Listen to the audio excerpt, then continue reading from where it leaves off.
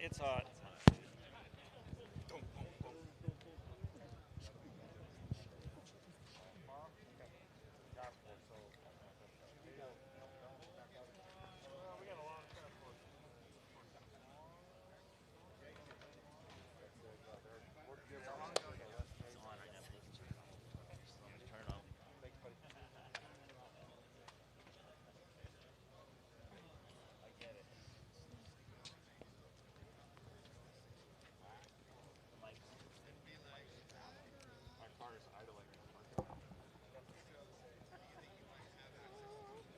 And we're going to get started here in about 2 minutes. Branches and divisions, if you can make it to your seats, please.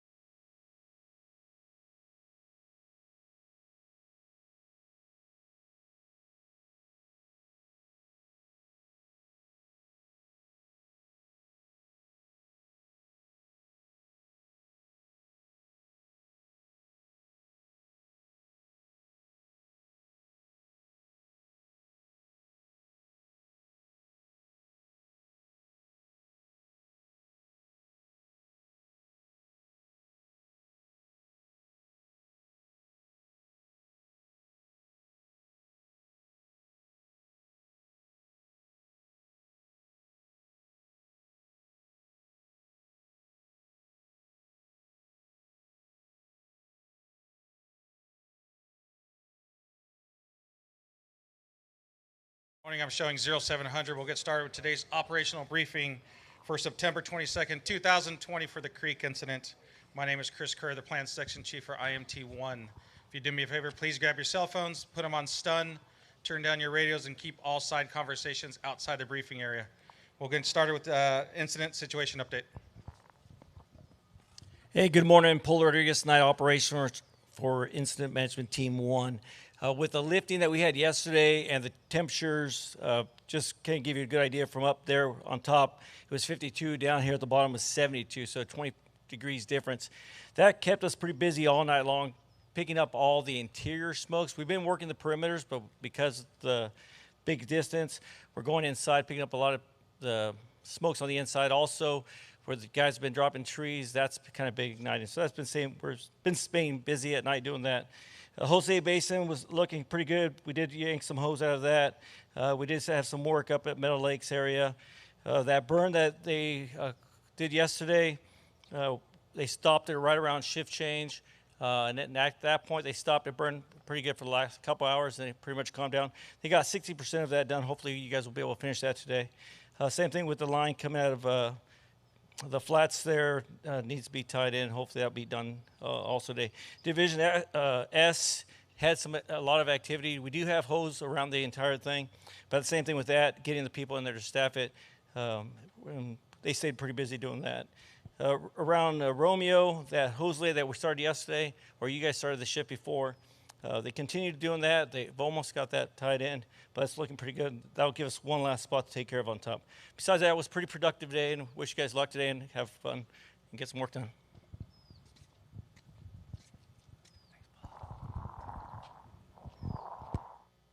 Okay, moving on to the incident objectives, management objectives. To utilize the risk management process to identify and mitigate hazards to protect firefighters and the public. Emphasize strategies and tactics that have the highest probability of success and the least exposure to firefighters and the public. Develop strategies to protect property, communities, businesses, and infrastructure. Employ tactics that fulfill these strategies while being mindful of the necessity for contingency and emergency plans. Ensure strategies account for incident priorities, applying resources to those with the highest consequences first. Follow COVID-19, CDC, and establish local, state, and federal guidelines to limit the virus spread within the incident surrounding communities near the fire area. Provide timely and continuous incident information to affected agencies, partners, cooperators, and the public. Maintain fiscal accountability and keep costs commensurate with values at risk. Control objectives: keep the fire north of Pine Flat Lake, keep the fire south of the South Fork of the Merced River and the crest of Ansel Adams Wilderness, keep the fire east of Highway 41, and keep the fire west of Minarets Range. Fire weather.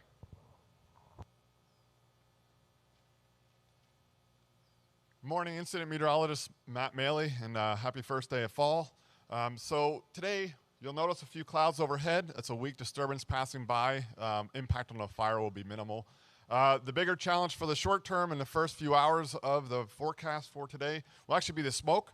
It looks clear, relatively clear here in camp, but don't be fooled by that. Out on the fire line, there is some dense smoke. Taking a look at some of the air quality sensors around the area, it did settle down.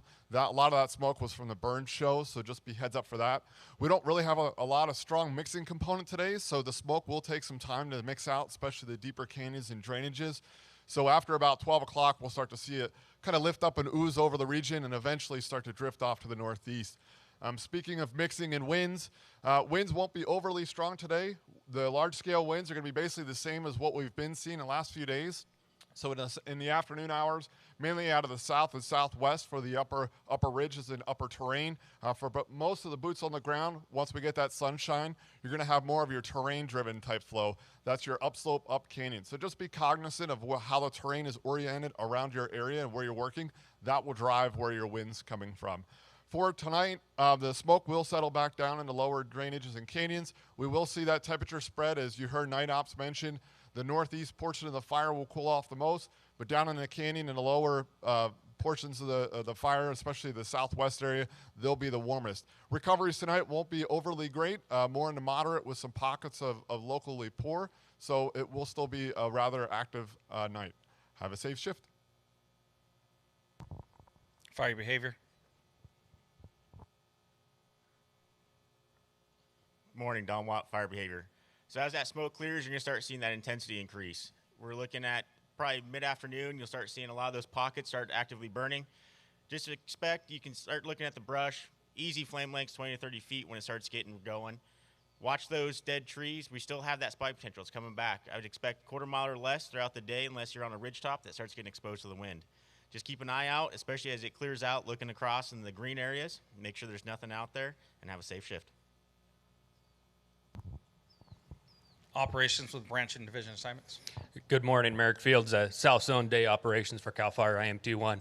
So yesterday we had a really good day. However, the smoke kind of cleared out. We had some warmer and drier conditions, and so some of those interior islands that we really haven't been able to get in and mop up, they started burning out. Nothing was really a threat to any of our containment lines, but today we're going to need to be really diligent. And if you see a smoke pop up anywhere in your division, start communicating that to your strike team leaders in your divisions and get somebody in there to take a look at it. We've done a lot of good work in here, and we've protected a ton of structures, and we want to get in there and make sure that we're mitigating anything that's a threat to any of the structures or our containment lines. So starting off up here in Division November, it did heat up on us a little bit. It's chunked through the rocks, and it's making a little bit of a push up in here. So today we're going to be going in there in some of the infrastructure up there around Lake Edison and Mono Hot Springs and doing some point protection and setting up sprinklers and getting some rappelling in there on some of those structures, and then working on that Kaiser Pass Road, trying to get that prepped and ready.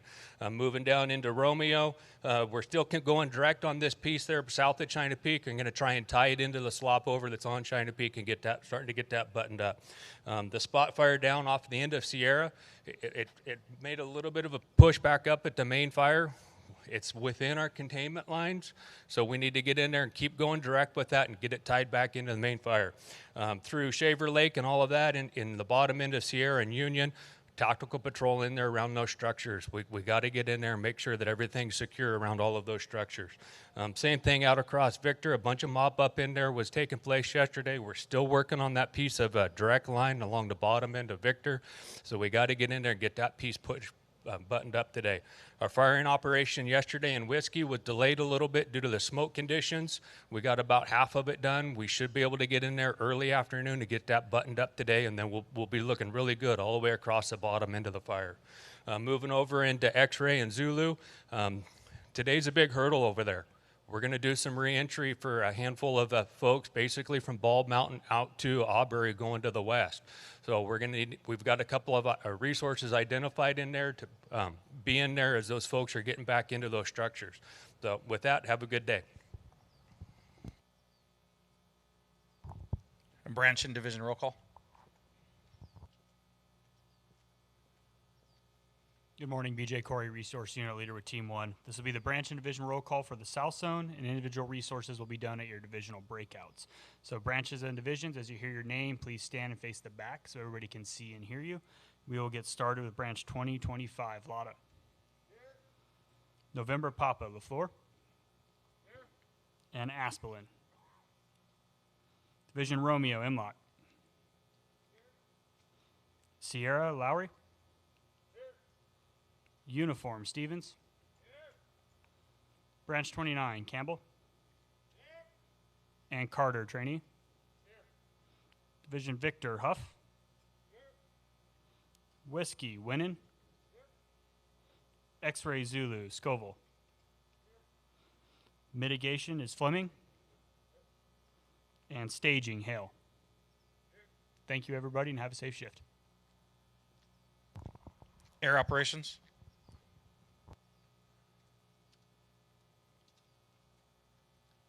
Good morning. Matt Hill, Air Operations, CAL FIRE Team 1.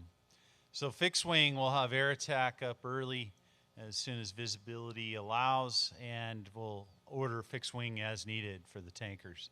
For rotor wing, we have 9 Type 1 water droppers along with 4 Type 2s. And then Copter 404 will be continuing with the helitorch operation along with some aerial supervision. Again, bring your orders through division, and then division will contact Air Attack, Helco, or the Helibase for any aircraft orders. That's super important to have that communication, and make sure you're monitoring air to ground. And Copter 407 is available for medevac if needed. And make it a safe shift. Appreciate it. Thanks. Safety. Good morning, Dennis Lang. Excuse me.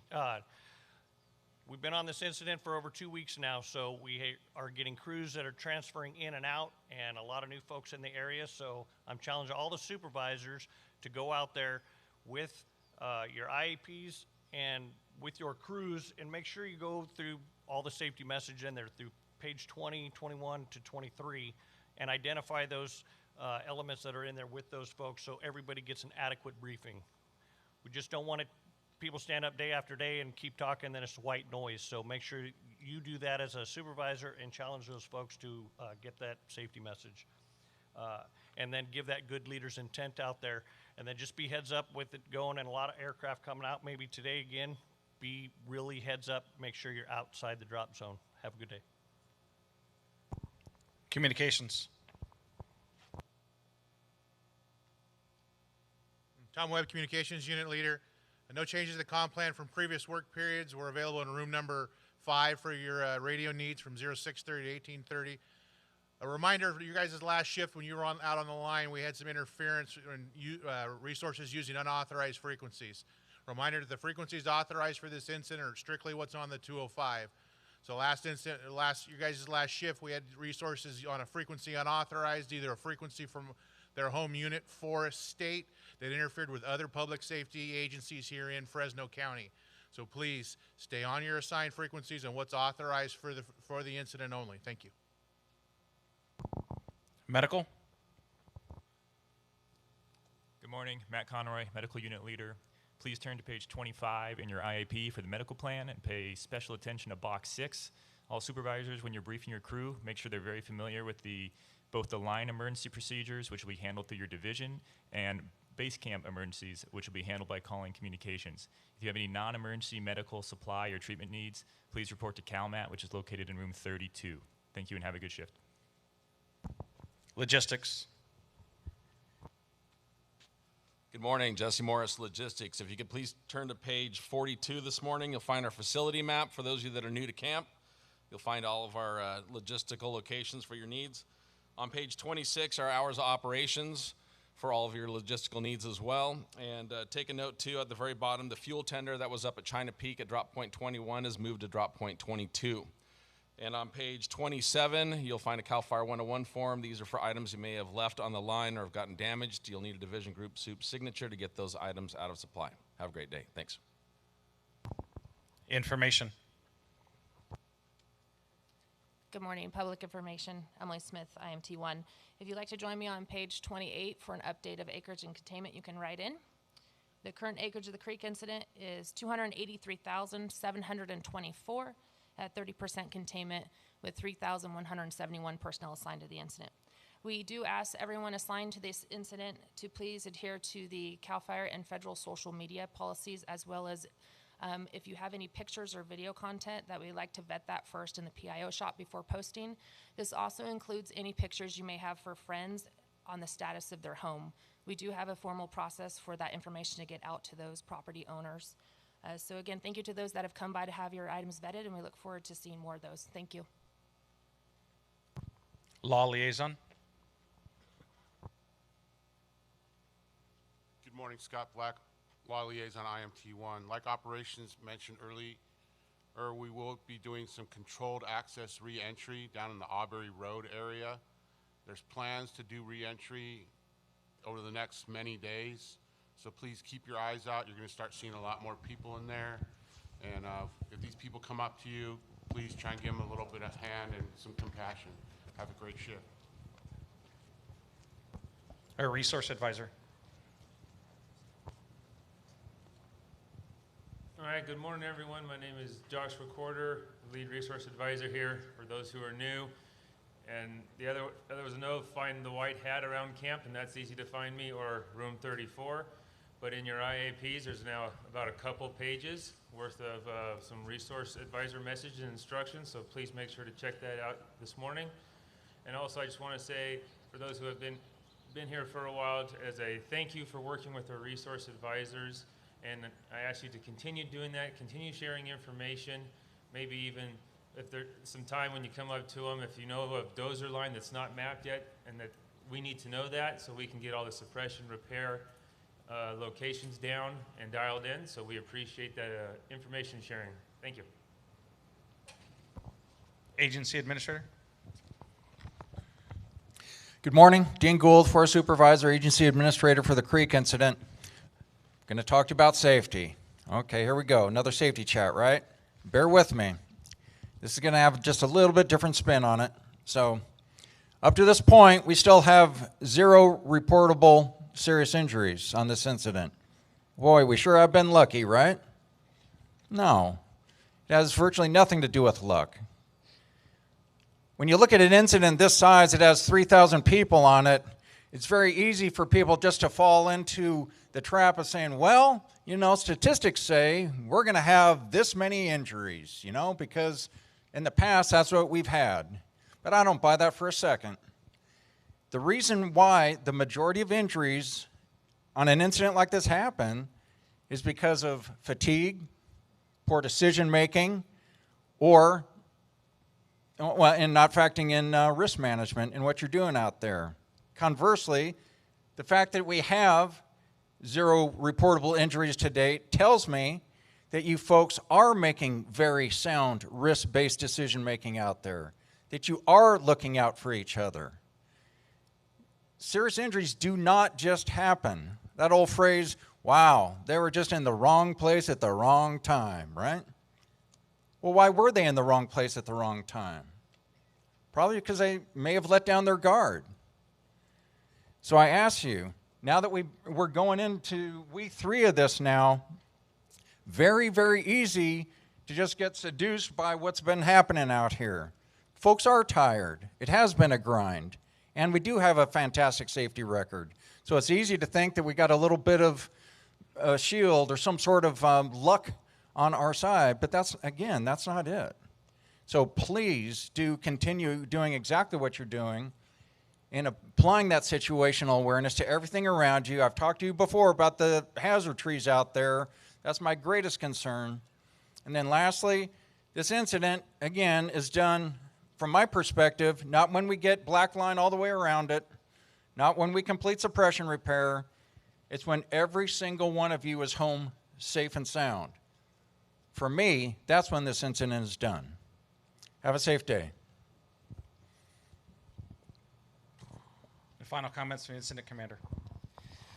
Good morning. George Wong, one of the Unified Deputy Incident Commanders for CAL FIRE Incident Management Team 1. Along those words, day 19. Day 19 from the time this fire started. A lot of you have either rotated out, most of you have been here since day 1. So the key words that I'm going to bring up today is complacency and situational awareness. A lot of times we go to briefing, we sit down, we pull out the IAPs, we go down, we just listen to the same verbiage every single day. Some people fall asleep, some people will have their phones on them, but regardless, complacency, situational awareness. You look up, look around, we're driving out to the fire, we're doing the same, on the same piece of dirt every single day. Those are the little things that we don't really pay attention to when we say look down, look up, all around. Chief Huff, do me a favor, stand up and turn your seat upside down. What's under there?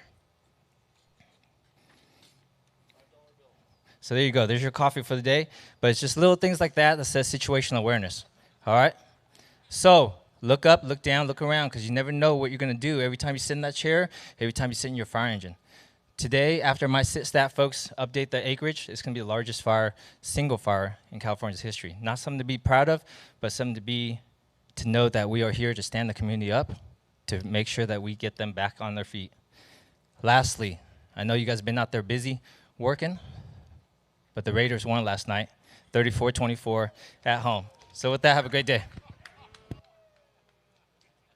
We'll let that one go. Okay, breakout areas. A couple of minor changes.